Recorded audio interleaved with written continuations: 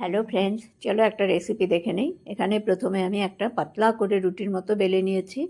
অবশ্যই এটা ময়দার, ভালো করে ময়াম দিয়ে ময়দা মেখে তারপরে এরকম রুটির মতো বেলে নিয়েছি। আর স্টাফিংটা দিয়েছি আলু পনিরের। এবার এটা এরকম ফোল্ড করে নিয়ে এবার একটু মাঝখানে নিয়ে এবার একটা কাঁটা চামচ দিয়ে এরকম করে চেপে চেপে খুব সাবধানে এটা চেপে চেপে এরকম করে নিয়ে এবার আমি একটা চাকু নিয়ে এরকম একটু গ্যাপ দিয়ে দিয়ে, গ্যাপগুলো অবশ্যই এক সমান হতে হবে।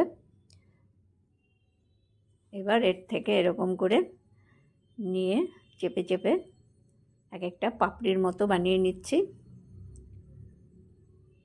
এরকম করে।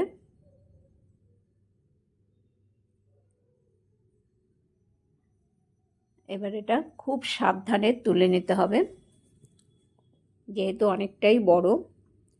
এদিকে তেল গরম হয়ে গেছে।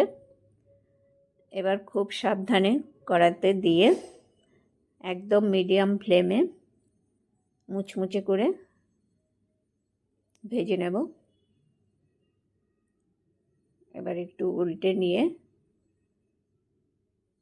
এটা উল্টানোর সময় খুব সাবধানে উল্টাতে হবে, কারণ অনেকটাই বড়, নয়তো মাঝখান থেকে ভেঙে যাবে।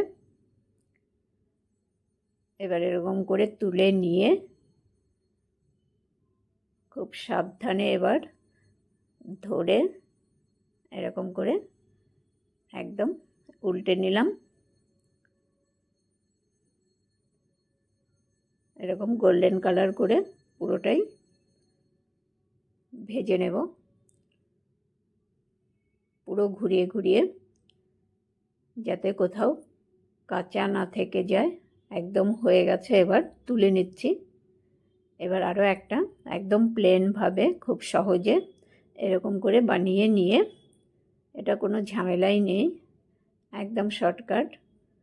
এটাও এরকম করে দিয়ে একদম গোল্ডেন কালার করে ভেজে নেব। এটাও ভাজা হয়ে গেছে, তুলে নিচ্ছি। এরকম করে ভেজে নিয়েছি একদম মুচমুচে করে। এবার আমি আমার পছন্দ মতো কেটে নিচ্ছি।